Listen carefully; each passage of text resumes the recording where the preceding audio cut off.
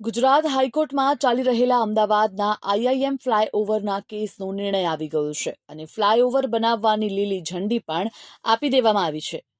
અમદાવાદમાં આઈઆઈએમથી પાંજરાપોળ વચ્ચે બનનાર ઓવરબ્રિજનો વિવાદ અંગેની જાહેર હિતની અરજી હાઈકોર્ટે ફગાવી દીધી છે. આ કેસમાં ફ્લાયઓવરના નિર્માણનો નિર્ણય અમદાવાદ મ્યુનિસિપલ કોર્પોરેશન દ્વારા ટેકનિકલ નિષ્ણાતોના રિપોર્ટના આધારે લીધો છે. તારણ સાથે હાઈકોર્ટે ફ્લાયઓવરના નિર્માણના પગલે વૃક્ષો કપાતા ગ્રીન કવર ઘટશે, બ્રિજ બનાવનારી કંપનીનો રેકોર્ડ ખરાબ છે તે સહિતની અરજદારની દલીલો રીતસરની ફગાવી દીધી હતી, જેના પગલે એએમસીને મોટી રાહત મળી છે.